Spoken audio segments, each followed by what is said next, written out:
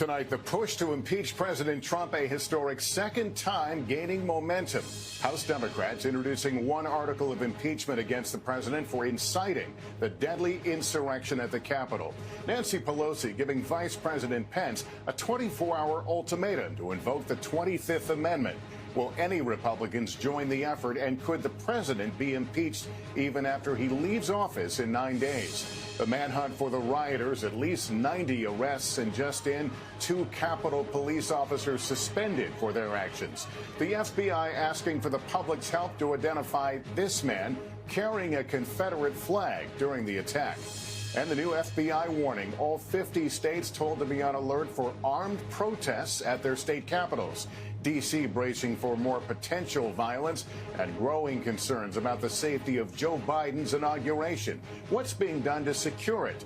The much-feared post-holiday COVID surge is here. More than half the states reporting a rise as the U.S. surpasses 375,000 deaths.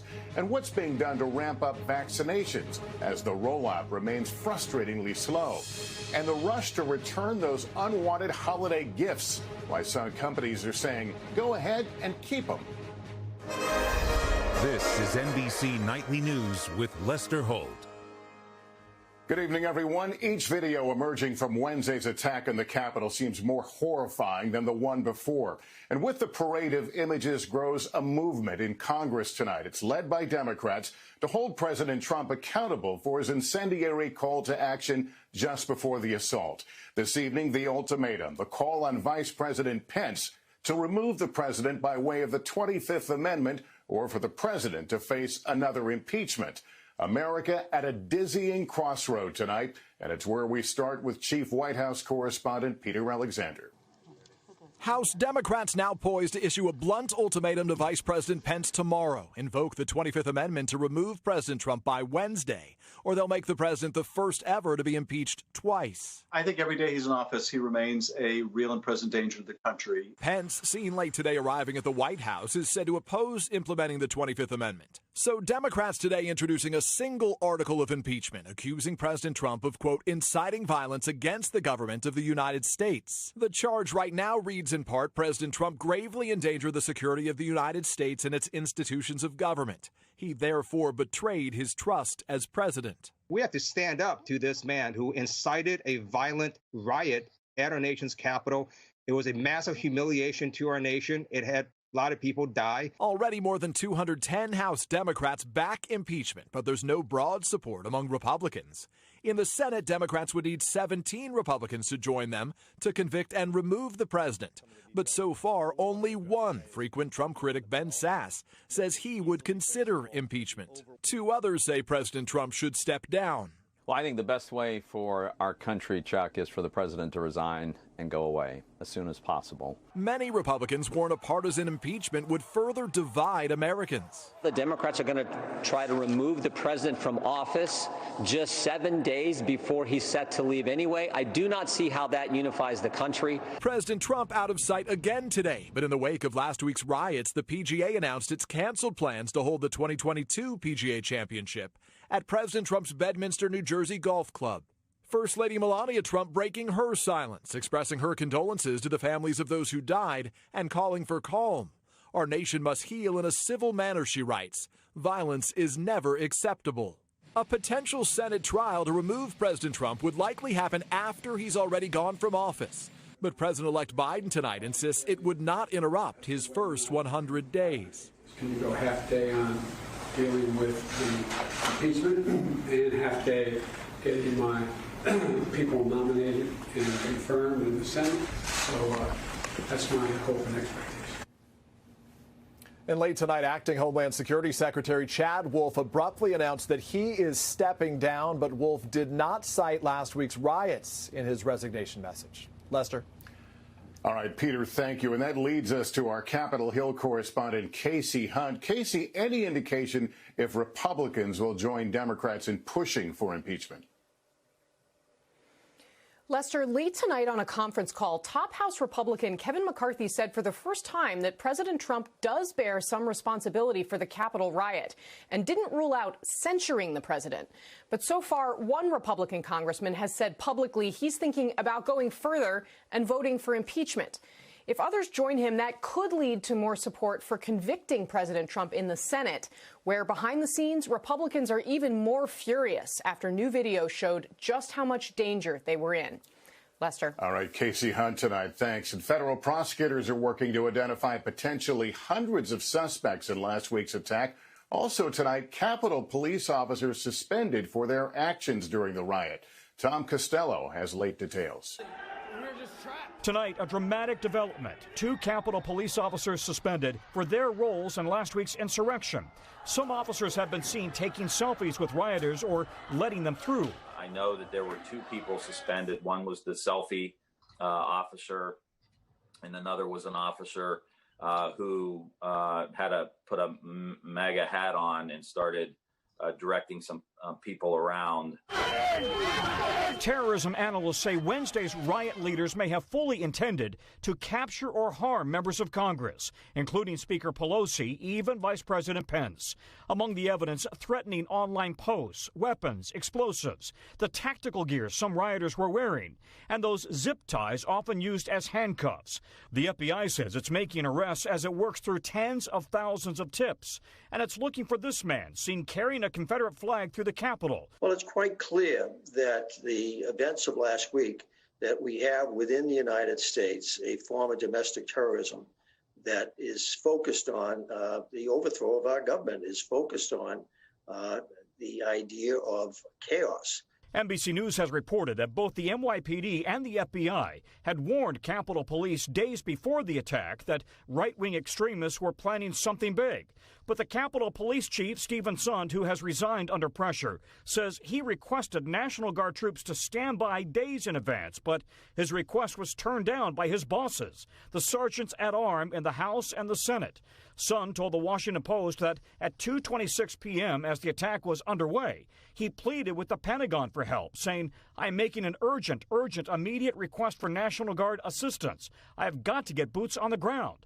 But he says he was rebuffed by a Pentagon general out of concern it would not look good to have Guard troops at the Capitol.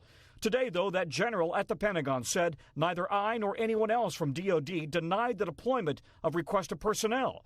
The approval to deploy was received approximately 40 minutes after the call initiated.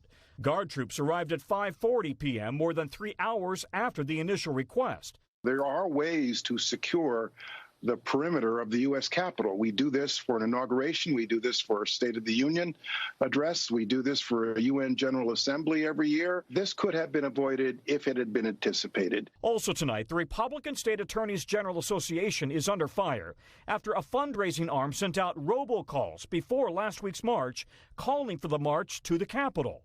At 1 o'clock p.m., we will march to the Capitol building and call on Congress to stop this deal. Executive Director Adam Piper first blamed staff for the call. Today, he resigned.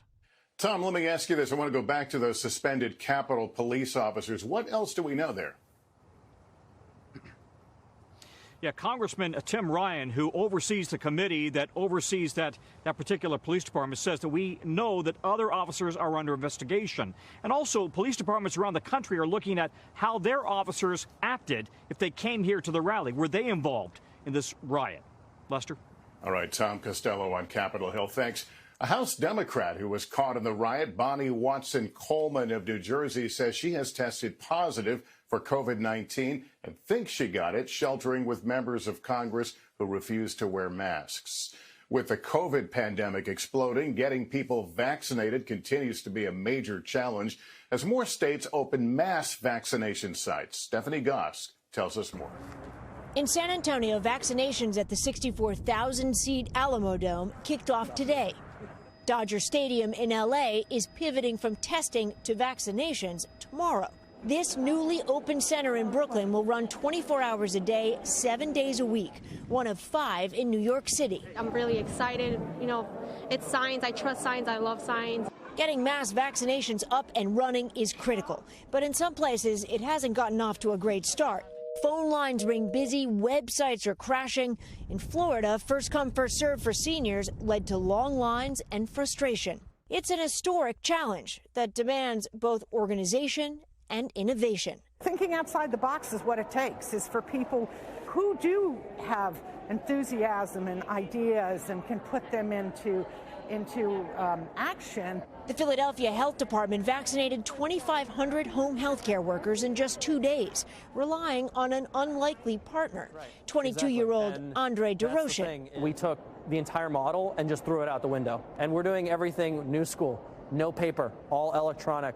His organization, Philly Fighting COVID, brought together engineers and computer scientists to handle logistics, like identifying the right registration software and speeding up the process with pre-filled syringes. My grandmother died of COVID earlier this year, so it's kind of bittersweet. And I'm just really happy. Can this be a model for something even bigger than what's happening over the next couple of days? Exactly. Reach out to us. As I said, we're open sourcing all of this. We're going to be at the stadiums next. Making sure that when there are enough vaccines for everyone, everyone will have a place to get one. Stephanie Gosk, NBC News, Philadelphia. There are troubling numbers in terms of infections across the country and a post-holiday spike that was widely predicted. Here's Miguel Almaguer with that.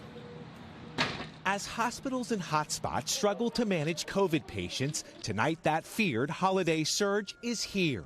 Hospitals in the heartland are driving patients 8 hours into Kansas for an open bed. It's not just the COVID patients. It's the patients that could be cared for normal reasons, like heart attack or other infections, but they just don't have the capacity there. The CDC says 438,000 Americans could die by month's end. And as the virus spreads, according to JAMA, more children are being hospitalized with COVID. Several medical centers are running short on vital supplies. We've even called dive shops. One of my bosses did. There's no oxygen. No state is in more trouble than California. That is a code blue. That means that a patient is in cardiopulmonary arrest. On Election Day, the state averaged 40 deaths a day. By Christmas, 255. On Saturday, 695 fatalities were reported. The governor has ordered 88 refrigerated trucks like this one to hold the influx of bodies. I miss my students, and I miss teaching. Choir teacher Kenny Wichard knows he was lucky even though he battled the virus alone. It's really lonely. People who think this stuff is a joke, it's not a joke. Tonight, the life and death struggle that far too many are losing. Miguel Almaguer, NBC News. It just continues to devastate. Adding to the concern, new strains of the virus, including the one from the UK spreading here, but also a South African variant now spreading. Richard Engel has more. The UK today rolled out mass vaccination centers in racetracks and convention halls. Health officials say the next few weeks here will be the worst of the pandemic so far. A new strain, up to 70% more contagious, has taken over. London's mayor warns 1 in 30 people in the city may now have the virus. A South African strain, just as highly transmissible as the UK variant, is now dominant there and already jumped to nearly a dozen countries. A Japanese strain was just confirmed today. The virus has just become much more efficient in terms of being able to infect people. Shabir Mahdi leads vaccine trials in South Africa. Do you think the South African variant is already in the United States? So I would be highly surprised if this variant hasn't been exported to the United States, and I think it's just a matter of days, if not weeks. Both the South African and UK variants are genetic mutations of the original coronavirus. It's mutating more now because the virus is so widespread. Evolution sped up by the pandemic. But the larger issue is we're going to see more and more mutations. This is just the start. Unfortunately, I think the worst might still be ahead of us. British officials believe the current vaccines work against the UK variant. A Pfizer study showed its vaccine appears to be effective against the South African strain. But this is now a moving target. Lester? All right, Richard Engel tonight. Thank you. More now on the fallout online from the Capitol siege. A growing number of social media companies banning President Trump and cracking down on far-right extremists as they migrate to darker corners of the internet. Here's Jolene Kent. Tonight, pressure is mounting on social media companies to stop plans for more violence from spreading. More than a dozen companies already blocking or restricting President Trump on their platforms. This shows that even a president is not above the policies we have. On Facebook, he's banned till further notice. The inauguration is coming. We are focused on doing everything can to protect our services, and that ban stays and is indefinite to make sure we get through this. Twitter permanently shutting down his account. The new challenge, tracking extremists on the move online. What we see is people retreating to more private spaces and organizing there. What kind of calls for violence are you seeing right now online? A lot of calls for a sort of January 6th do-over. People saying go to your state capitals and, arrest people or overthrow the government. Meantime, Parler, an alternative social media platform that's popular among conservatives and far-right extremists, removed from Apple and Google's app stores and no longer hosted by Amazon Web Services, amid accusations it allowed the incitement of violence. Parler now suing Amazon, saying we do not condone or accept violence on our platform and we never will. Some big tech companies also taking another step. Facebook and Microsoft, among at least a dozen major corporations, suspending their political contributions too. Jolene Kent, NBC News.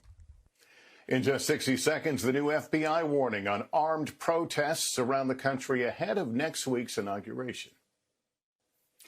After the attack on the U.S. Capitol, the FBI is warning of new protests ahead of next week's inauguration, while the Secret Service is expanding security for that event. Here's Pete Williams. In response to last week's violence, the Homeland Security Secretary late today ordered the Secret Service to begin the period of beefed-up inaugural security 6 days earlier than planned, starting Wednesday. That means a perimeter of no-scale fence around the Capitol, security checkpoints with metal detectors, streets closed down for several blocks, and tens of thousands of police and federal agents ready to respond to violence. Scenes like this in downtown Washington 4 years ago. National Guard troops, too, with the military now considering whether they should be armed. The FBI is warning police nationwide that armed protests are being discussed on social media for every state capital by week's end, with more violence possible in Washington if Congress takes action against President Trump. The Secret Service says it's well prepared if a mob tries to interfere with next Wednesday's inauguration. Mass civil disturbance is something that we plan for. We have contingencies in place and plans in place to address that kind of behavior. Washington's mayor wanted the enhanced security arrangements to start now and last until 4 days after the inaugural. People coming to demonstrate peacefully are very different than the people we saw storm the Capitol the other day. And I think that it will be shown that those people were organized, trained people. Some security changes are already happening. The National Park Service has now closed the Washington Monument to visitors. Lester? Pete Williams, thank you. Up next, big changes on holiday returns, what you need to know before you send. After the pandemic drove online shopping to new records, a surprising return policy is gaining in popularity. Here's Blaine Alexander. With holiday return deadlines fast approaching, a growing number of stores have a new message: just keep it. What I'm seeing is that a number of bigger businesses are just telling customers to keep the product when they attempt to make the return. But still giving their money back.